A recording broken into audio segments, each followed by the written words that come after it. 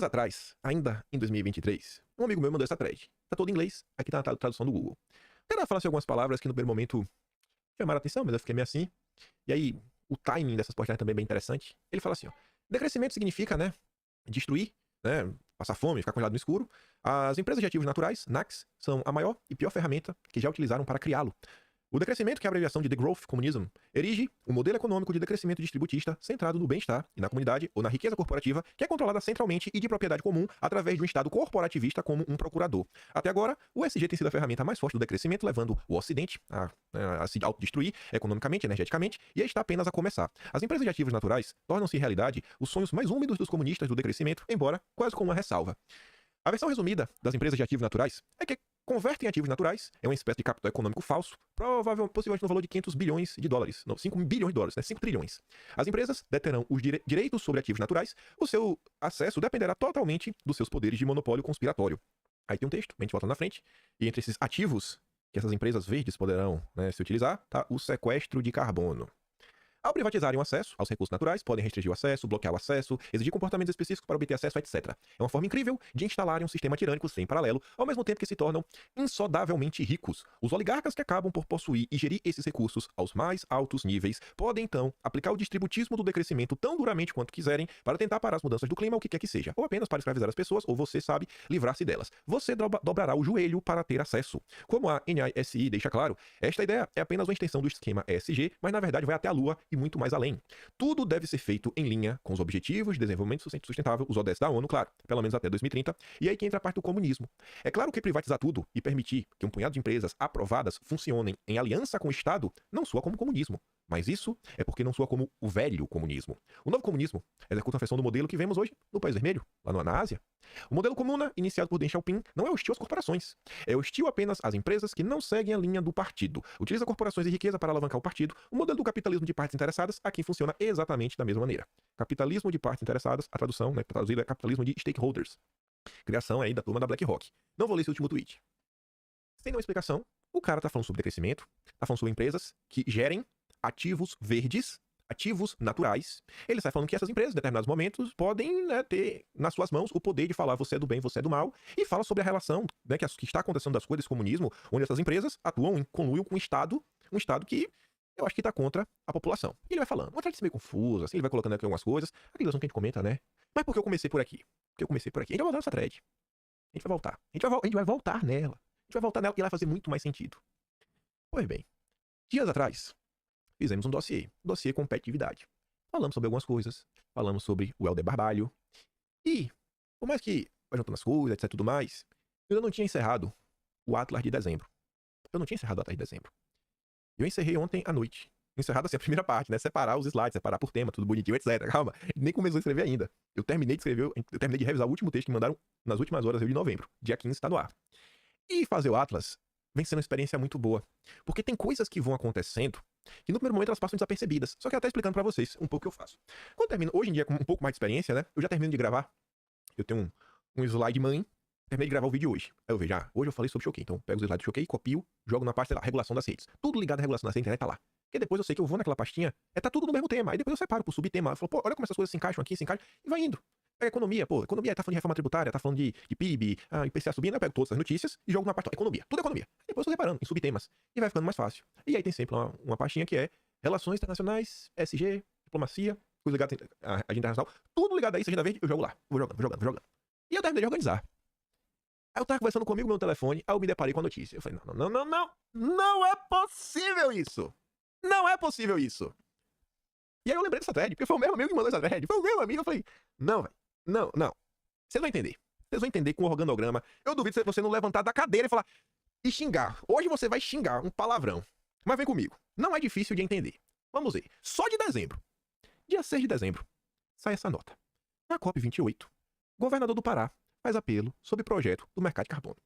Helder Barbalho tá muito preocupado com o mercado de carbono. Mercado de carbono. Ele quer o mercado de carbono a todo custo. Tem que ter o mercado de carbono. Aí, dias depois, e a lei, né, que regulamenta o mercado de carbono no Brasil foi aprovada na Câmara no final do ano passado, dia 21. Aí, dia 18, tava lá a discussão. Agenda verde. Relator de mercado de carbono cede a governadores e projeto pode ser votado. Machado assentiu que os estados possam vender créditos de carbono produzidos na totalidade das áreas preservadas em seus territórios. Ó, você preserva a terra no seu território, você pode vender o seu crédito de carbono. Esse trecho tinha resistência dos governadores, quem estava aí batendo na tecla era o Helder Barbalho. Não pode, pelo amor de Deus, não pode. Tem que permitir que a gente venda. Aí, olha qual era o último parágrafo dessa nota.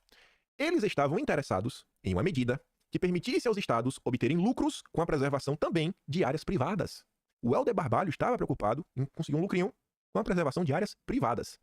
Aí, no mesmo dia 18, o Pará do Helder Barbalho é notícia na Folha de São Paulo. Pará vai conceder a área ameaçada da Amazônia para recuperação pela iniciativa privada. O que é que a iniciativa privada tinha que fazer? Reflorestar. E aí, em troca, a empresa que refloresta a área poderá explorar o local comercialmente e a principal fonte de receita é o mercado de carbono. O governo aí calcula que a região pode render 81 milhões no período de 40 anos de concessão, etc. Tudo mais. Beleza. A empresa poderá explorar também outras atividades, biodiversidade, turismo, papapá. O projeto havia sido apresentado no começo do mês pelo governador durante a COP28, né? O Helder Barbalho aí falando sobre essa questão. Preservar esta linda unidade de recuperação. Aí, voltando um pouco no tempo, em julho, a gente comentou isso aqui também no dossiê, mas agora tem a notícia extra, lá no final, que tudo vai fazer sentido. O Estadão falava o seguinte: como grandes empresas estão transformando o reflorestamento em um negócio promissor. E aí você começa a lembrar até, aquela tá falando de empresas verdes, né, de controlar os ativos naturais, né, como sequestro de carbono, que é os créditos de carbono. Aí ela falava o seguinte, ó: perspectivas com o mercado de crédito de carbono e outras fontes de receita ajudam a explicar por que nomes como a Votorantim, a BTG, o Armínio Fraga, família Moreira Salles, Clabin investem na recuperação florestal. Será que é porque essa turma tá preocupada com a mãe Gaia? Será? Eu acho que não, né? Mas vai entender. Aí, um dia depois da nota que o Pará concedeu para a iniciativa privada, lá, não, refloresta aí, vai ser lindo, vai ser maravilhoso. Saiu uma entrevista aí com Armínio Fraga no Valor Econômico. Poluidor quer comprar carbono barato, diz Armínio Fraga. O aproveitamento das oportunidades que o Brasil tem à sua frente com esforço para descarbonizar a economia global dependerá da criação de um mercado bem regulado para a negociação de crédito de carbono e sua integração com o mundo. Pensa o seguinte: o que adianta você ter um monte de crédito de carbono se ninguém compra? Se você cria um mercado, e se não tem nenhum mercado? Agora, se o governo, o Lula, né, e sua turma, cria não só o mercado de carbono, mas obriga que as empresas comprem o carbono, aí é muito bom ter crédito de carbono para vender, né? São obrigadas a comprar, né? E aí? E aí quem não compra? Aí quem não compra é multado. Aí é ruim, né? E se tiver escassez? Se a oferta for baixa, a demanda for muita, o valor do crédito de carbono vai aumentar, né? Porque o crédito de carbono começa a passar a ser uma permissão, uma licença. Você não pode trabalhar mais. Você pode trabalhar. Você não tem carbono para compensar a sua atividade. Pare. Desliga a sua empresa. Eu não lhe dou a permissão. Então, você vê, por exemplo, o alvará. O crédito de carbono vai começar a funcionar como um alvará. Você não pode mais funcionar. Eu não vou lhe vender. Não gosto de você. Eu vou. Você é de direita. Você está muito distante do Brasil? Mas calma. É um gabinete muito pior, falei pra vocês. Falta alguém. Falta um dedo. Um dedo que está sumido vai aparecer. Aí falava, né? Sócio de uma empresa que atualmente investe em 2 projetos de reflorestamento. Armínio Fraga, reflorestamento. Ele se tornou um observador atento nas tentativas de reorganizar a economia mundial para enfrentar a crise climática e teme que a influência de indústrias poluidoras prejudique o desenho do marco regulatório em discussão no Brasil. Abre aspas. Não tenho dúvida de que existe um lobby forte dos poluidores para comprar um carbono baratinho aqui no Brasil para poderem continuar poluindo. Ele quer vender um carbono caro, né? Descarado. É um descarado. É necessário que todo mundo capture o carbono da forma mais eficiente possível. E o Brasil tem potencial para ganhar muito com isso. Olha o capturado do carbono, o que aquela thread em inglês estava falando, né, das NACs. O senhor está defendendo subsídios? Olha só. Armínio Fraga, você está defendendo que subsídio, né, que o governo dê uma facilidade para atividades que capturem o carbono? Aquela thread falava sobre relação, né? Estado, empresas, controle, calma. Estou falando como economista, não como investidor. A externalidade positiva dessas atividades de restauração, de restauro, os benefícios que proporciona é gigantesca e justificaria subsídio, seria como um imposto negativo. O modelo ideal seria aquele em que o subsídio seria pago pelos poluidores para quem capturasse o carbono. Isso representaria uma transferência de renda, mas realmente acredito que seria melhor para a economia, inclusive para os mais pobres que tendem a sofrer mais com aquecimento. Meu Fraga. Aí é que agora a coisa fica demais. E eu vou juntar tudo numa imagem. O organograma mais bonitinho que eu já fiz. Aí você pode levantar da mesa e xingar. BNDES. Foi essa notícia que faltava, que eu só vi ontem, nas últimas horas. BNDES oferecerá 450 milhões do Fundo Amazônia para quê? Para reflorestamento. Reflorestamento. É o que o Armínio Fraga está investindo.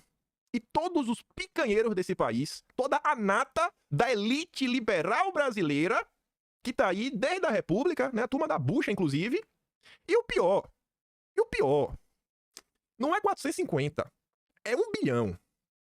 O BNDES abriu um novo editorial para o reflorestamento da Amazônia, considerado um anúncio histórico pelo Aloysio Mercadante. O programa dá início ao arco de reflorestamento, que inicia com 450 milhões do Fundo Amazônia, destinados a projeto de restauro da floresta e mais 550 milhões de reais do Fundo Clima. Esse, com juros, sabe de quanto? 1% ao ano. Quanto é que tu paga de juros aí no financiamento do teu carro e na tua casa? Tu queria um jurozinho de 1%? Meu irmão, rapaz, gente, é inflação negativa. É inflação, gente, a inflação é negativa. Você pega, olha só, se você pegar esse dinheiro, botar no banco, só na Selic, cara, a Selic tá quanto? 1%. Rapaz, mas fica pior. Os 450 milhões do Fundo Amazônia não precisam de reembolso. É dado. Eu vou te dar 450 milhões pra tu reflorestar. Não precisa me dar nada. E podem ser tocados por prefeituras, Associação de Agricultura Familiar, movimentos sociais, disse o presidente do Banco de Desenvolvimento. E as notas, inclusive, falava, né? Recursos não reembolsáveis para movimentos sociais, para o MST, ONGs, né? Também, quem sabe, né? Explica o mercadante. Aí, eu fiz esse lindo organograma, que agora tudo vai se conectar. Você tem um governo do amor, um governo genérico. Não é o governo Bolsonaro, qual que é o governo? Seja estadual, municipal, você tem um governo do amor, muito, muito amoroso. E esse governo do amor, ele controla terras. Ele controla as terras da União. E aí tem a floresta da picanha. Várias árvores com picanha, sabe? Picanha pra todos, só picanha, só picanha, só picanha, só picanha. Só tem picanha. Aí o governo do amor, segue a seta, ele resolve conceder as terras, nas terras públicas, pra alguém cuidar. Tipo o que aconteceu no estado do Pará. Aí vem empresa privada. Eu vou tomar conta da terra, eu vou tomar conta, só que você tem que reflorestar, né? A floresta, você tem que plantar as picanhas. Os pés de boi. Vamos botar aqui um pé de boi, um Nelore, um Angus, um aguilzão bonito. E tem um custo. Existe um custo pra reflorestar. Mas não se preocupe. Não tem dinheiro? Não se preocupe se você não tem dinheiro. Você tem o fundo de 450 bilhões não reembolsável do BNDES. Também nem pagar mais, é dado. E você tem um fundo de 550 bilhões a 1%. Também tá de boa. Então você tem um empréstimo do amor. A empresa privada ganha do governo do amor a terra, a floresta da picanha, que ela deveria ter um custo, mas ela não tem, porque ela usa o fundo do amor. E aí a floresta do amor, que a empresa privada não botou R$1, é lindo, é o reflorestamento, com dinheiro do BNDES. A floresta da picanha produz riquezas, muita picanha e também crédito de carbono, exploração da biodiversidade. E aí, isso vem pra empresa. Mas ela vai fazer o quê com carbono? Ela vai fazer o quê? Ela vai vender. Mas vai vender como? No mercado de carbono. Que ainda é uma nuvem, é um sonho. Ainda é um sonho. E por isso que a gente precisa tanto no Brasil de um mercado de carbono, gente. E precisamos de obrigação, porque não dá pra gente, né, ajudar os nossos empresários, os nossos grandes campeões nacionais, os nossos liberais, se a gente não tiver um mercado de carbono. Vocês estão entendendo o que tá acontecendo nesse país? E que isso daqui, no final do dia, vai ser utilizado pra controlar a sua vida. Aí eu botei assim, ó, começa com SG, aí vai crescendo em 2030, aí entra o compliance, porque isso aqui tudo compliance. As auditorias, né, pra mostrar que o dinheiro tá sendo bem gasto, né, toda essa bancada de juristas sensacionais, tipo a KPMG, a coisa lá que fez, né, as auditorias das americanas. Eita, essa auditoria boa, meu Deus! Aí, você vem, essa agenda, né, concessão de floresta. Não sei, rapaz, teve um governo aí também do amor, que tem agora um projeto que eles falam, não, mantém a floresta em pé, floresta em pé, floresta em pé. Já tem uma parceria com a USAID, né, governo americano, floresta em pé, não, vamos aqui reflorestar. E aí vai subindo, até chegar no mercado de carbono. Mas piora. E depois dessa treta tem mais coisa. Esse vídeo vai ficar meio longo. Mas o próximo dá pra acelerar. Aí você já tá. Eu sei que você já tá meio puta, você não acredita, velho. Você não acredita, quer dizer que a empresa não vai gastar R$1 do bolso dela se ela der sorte de conseguir, quem sabe, né? Que seja uma ONG. Não, se ela não for ONG, tá ali, tem 1%. Ela pega 1% do mercado, bota as florestas, ganha o mercado. Enfim, isso é Brasil. Brasil, campeão nacional, o amor voltou. Aí a gente volta. O que a turma tá falando? Não, a gente tem que reduzir as emissões. Reduzir, decrescer. Decrescer as emissões de carbono. Né? Antigamente era reduzir a poluição. E eu acho que no passado, quando toda essa agenda verde surgiu, ela começa com aquela provocação de um relatório chamado Os Limites do Crescimento. O crescimento é um problema, então a solução é o decrescimento. Eu falei, começa a fazer um certo sentido. Aí vamos olhar essa thread de novo, agora à luz do amor e da floresta da picanha. Decrescimento significa, né? Se dá muito mal. As empresas de ativos naturais, né? Crédito de carbono, biodiversidade, são a maior e pior ferramenta que já utilizaram para criá-lo. O decrescimento, a abreviação de decrescimento comunista, que erige um modelo econômico de decrescimento distributista centrado no bem-estar e na comunidade, ou na riqueza cooperativa. É o bem-estar, gente. É o meio ambiente. É o planeta. O Arminio Fraga falou, senão o pobre que vai sofrer, né? O pobre que mais sofre com o aquecimento é o bem-estar. E esse bem-estar é controlado centralmente e de propriedade comum através de um Estado corporativista como procurador, que tem a procuração para ajudar na hora do manejo. Não, tome conta dessa terra, tome cuidado do bem. Tá sem dinheiro para investir? Temos uma linha de crédito só para reflorestar. Até agora, o ESG tem sido a ferramenta mais forte do decrescimento, levando o Ocidente a se destruir economicamente e energeticamente e está apenas a começar. As empresas de ativos naturais tornam realidade os sonhos mais úmidos dos comunistas do decrescimento, embora quase como uma ressalva.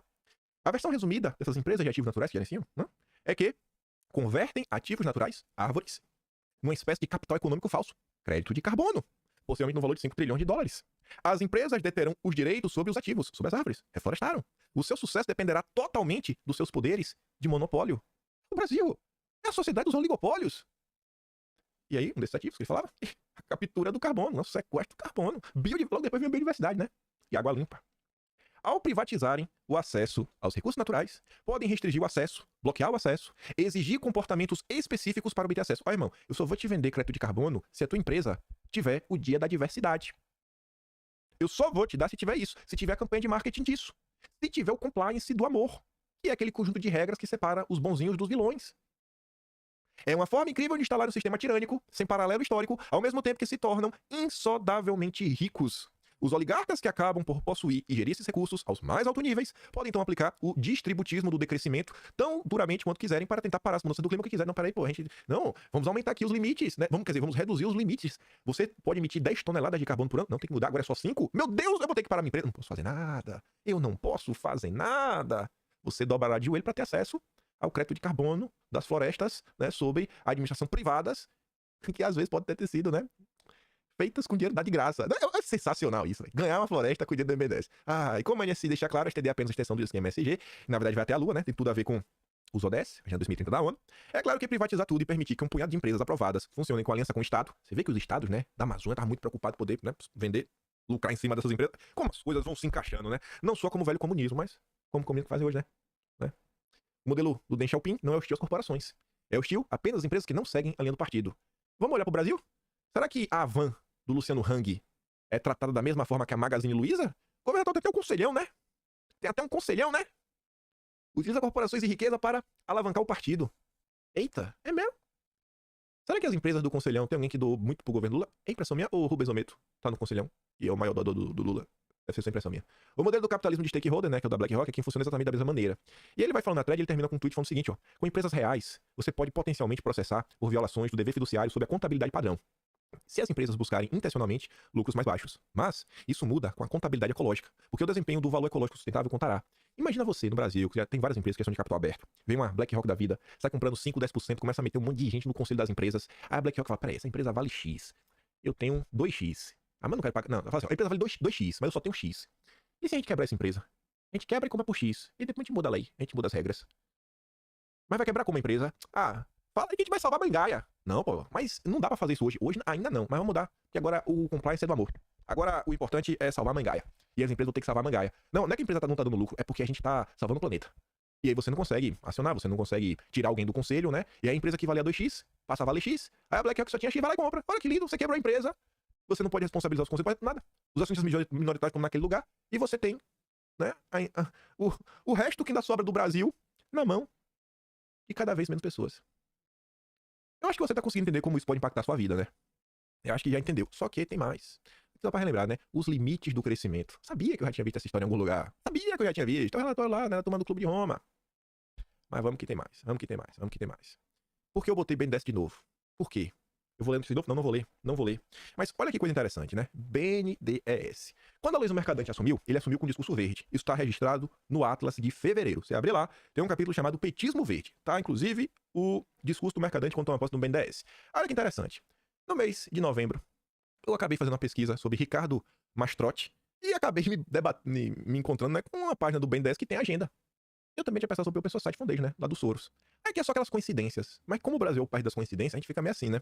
E aí você via que na agenda do BNDES tiveram, né, inúmeros encontros de pessoas da Open Society Foundation com peça-chave do alto escalão BNDES, como por exemplo a senhora Natália Dias, que é diretora de Mercado de Capitais e Finanças Sustentáveis. O BNDES aí que tá com essas duas linhas lindas, uma de 450 bi não reembolsáveis do Fundo Amazônia, e outra do Fundo do Clima de 150 milhões, de 1% ao ano. Então, finança sustentável, né? Aí tava lá, né? Fundação Itaú, Open Society, Tite Setúbal, né? Também da Itaú, do Moreira Salles. Ah, todo mundo lá, batendo papo, massa. Foram falar o quê? Eu não sei. Não sei o que eles foram conversar. Aí outro dia tava lá o Mercadante, junto com a Nabil Moura Kadri, que ela é da área de meio ambiente. Aí eles tiveram a reunião, então estavam juntos com Open Society, que tava o Mark Malloy Brau, que é o chefão mundial, e o Pedro Abramovay, que agora é um vice-presidente nacional, né? Tava na equipe de transição do Lula. Aí no dia 22 tava em Novo Ladeira Mercadante, agora com a senhora Natália, mais uma vez com Ford Foundation, Nação Vale, Moreira Salles, Open Society, papapá, pipipi, fica meio assim, né? Pedro Abramovay. Aí outro dia, tá de novo, Mercadante, com Open Society, né? Só a turma linda e maravilhosa. Aí eu lembrei umas coisas. Este ano, de 2023, né? Esse ano também vai ter. Teve o Fórum Econômico, né? Vai ter agora em janeiro. Ano passado teve. No Fórum Econômico ano passado, o Lula não foi. Mandou o Haddad e a Marina. O Haddad tava com o Mark Malloch Brau, o chefão, e o filho do Soros. A Marina só bateu foto com o filho do Soros. Aí eu fiquei lembrando uma coisa que eu achei engraçada, velho. Olha como as coisas se conectam. O Mark Malloch Brau, que hoje é o número 1 da Open Society, ele veio no Brasil em maio. Esteve no Brasil em maio. Nova fase de ativismo fará surgir lideranças globais. Olha o subtítulo. O presidente global da Open Society deve anunciar 15 milhões de dólares em investimentos voltados para negócios sustentáveis na Amazônia. Todo mundo quer investir nisso. Ô, miserável. Deus está vendo. Aí essa nota me traz uma informação que eu não sabia. Que o Mark Malloch Brau, o atual número 1 da Open Society, ele tinha sido o braço direito. Ele foi o número 2 do Kofi Annan, que foi o secretário-geral da ONU. Lamenta, falta mais liderança hoje no mundo ocidental, o Brasil, uma democracia não alinhada, protagonismo climático, né, papapá. E quem é o Kofi Annan? Qual a importância do Kofi Annan nisso tudo? O Kofi Annan foi o cara que era o secretário-geral da ONU que criou a Agenda SG. Onde surgiu a SG? Foi em 2004. O documento é resultado de uma provocação do então secretário-geral da ONU, Kofi Annan, a 50 CEOs, ó, as grandes empresas, as grandes instituições financeiras do mundo, né? Perguntou pros bancões, e aí, o que a gente faz pra tomar o poder? Não, vamos criar aqui a Agenda SG. Tem como dar errado? Não.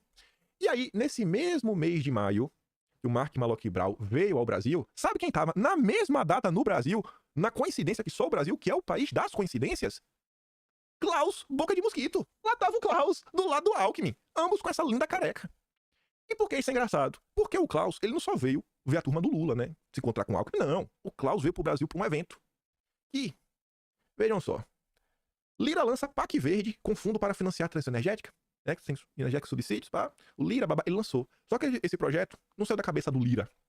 A proposta, encampada por Lira, cria o PATEM, uma alusão ao PAC do Lula. O projeto foi protocolado pelo seu aliado, o Arnaldo Jardim. Só que tinha feito a cirurgia, não podia ir, né? Aí fala, Lira, vai, joga aí, velho.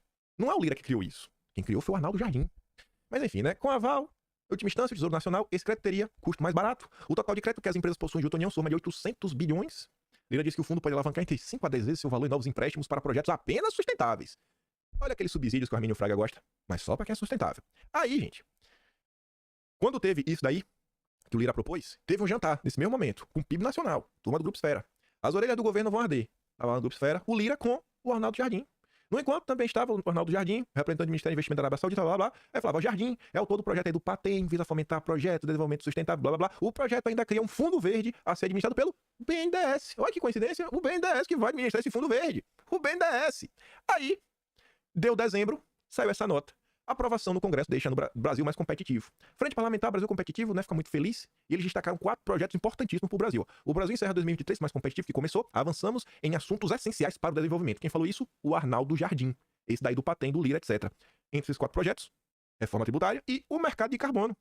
Aí você lembra que, no início do ano, o Arnaldo Jardim, que é o presidente da Frente da Competitividade, ele queria avançar no debate da reforma tributária e o fortalecimento do mercado de carbono. Ele passou o ano trabalhando pelo mercado de carbono. Só que eu fiz questão de frisar que o Mark Malloch Brau e o Klaus Schwab, coincidentemente, estavam no Brasil no mesmo dia. Klaus Boca de Mosquito veio ao Brasil a convite de quem? Da turma do Arnaldo Jardim. Klaus Schwab, futuro do Brasil depende de industrialização, meio ambiente, inteligência artificial. Estamos movendo a economia verde, sustentável, né? Estava aí no Fórum da Competitividade, organizado pelo Movimento Brasil Competitivo e pela Frente Parlamentar pelo Brasil Competitivo. Eu não coloquei aqui, mas, na época, no dia 16 de maio de 2023, o Arnaldo Jardim escreveu um texto no Poder 360 para falar que este fórum era a Davos brasileira. Aí o Klaus Boca de Mosquito, junto com a Ana Zabó, grande evento. E aí a gente volta a olhar aqui de novo. Aí o mercado de carbono, olha quem que avança com o mercado de carbono, rapaz. O amigo do Klaus, Boca de Mosquito. Olha quem tá investindo também na Amazônia, o Soros, que é da mesma turma. Aquela foto clássica do Lula, né? A primeira, em 2003, quando ele chega no primeiro mês de governo, ele traz a esquerda, ele vai pro Fórum Econômico Mundial, ele bate a foto com o Soros, onde no Fórum Econômico, do Klaus. Aí você vê aqui e fala, rapaz, essa galera não é rica à toa. Não são ricos. A gente é burro. Nós que somos os errados. Temos que investir na floresta da picanha. Imagine isso na sua vida. Imagine você passando cartão de crédito, você não tem crédito de carbono suficiente, você não vai poder comprar esse pedaço de carne.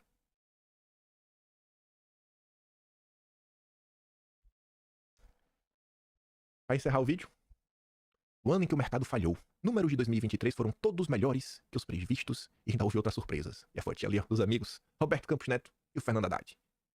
Aí o Carlos fala, gostaria de ver o mercado, né, responder para desmentir o possível combinado SG. Olha, rimou. A conta vai chegar recheada pro povo. Esse é o liberalismo brasileiro, gente. São os liberais. O liberalismo é você tirar o Estado para deixar, né? Sabe o recreio da escola, sem professor, sem ninguém pra olhar, que quer a lei do mais forte, é isso daí, a lei do mais forte. Eles vão te obliterar. E tamo aí.